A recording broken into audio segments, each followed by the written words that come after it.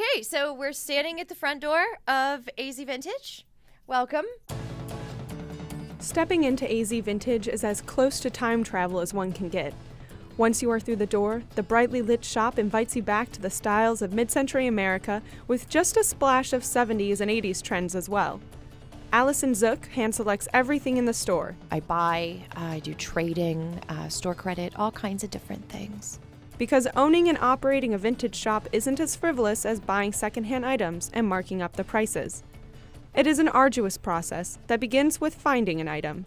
Sometimes that means shopping. I'm like Zoolander, I can't turn left. And other times it means buying and trading from individuals and private estates. I get the backstories on the Gunny Sacks dresses that the women wore to prom. I get the backstories that this was the first dining table that they bought when they got married and had their first cup of coffee at it together. I love the stories like that, and I love being able to pass on. It's like my own little Antiques Roadshow. In order to pass on the history of an item, Alison must bring it back to life. In other words, she has to clean and refurbish the piece. Like I said, it's like rescuing puppies, and I see these things and, there's an arm that's falling off of a dress and I just want to sew it back on and get it back out at a fabulous cocktail party, and, furniture that I want to reupholster and recover and, have it be in someone's living room again. There's a passion for saving and conserving things. Then, before the item is ready to be sold, she researches to learn more about the piece, including how to price it. Well, when you're shopping at an actual vintage store, you're going to find a much more curated selection of goods. So Goodwill, for example, takes everything that's donated to them that's in decent condition and puts it out on the rack. They might try and sort it a bit, but it's just not very well curated. Fashion blogger Jessica Cork believes that in our fast-paced fashion culture, vintage shopping is both entertaining and economical. Modern designers are super inspired by vintage, so sometimes it's fun to just go to the source and get the real deal.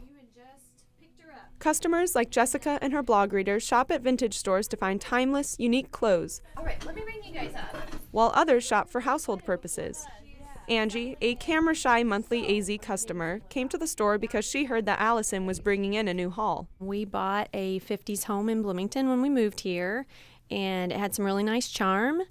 And so we're trying to find pieces that actually go with the house. Rarely does a piece come into the store with a convenient timestamp, but Alison is able to decipher what decade each piece belongs to based on its build, material, and style. Late 1960s, you can see it has like some square blocky bits on the bottom that's kind of leaning more towards the 70s. But I don't do a lot of 1980s. It's more 1970s with an earlier This shade. is a Gunny Sacks dress, And this was a very quintessential 1970s piece. Had that nice little taper leg with the little metal cap. In the 70s, it was really big to paint your own pottery. This is 1960s. You can tell that because it has a nylon zipper. 1960s tiki cocktail outdoor party. This pink and black laminate dining table that's very 1950s. When you have something vintage, there's always kind of a story to it.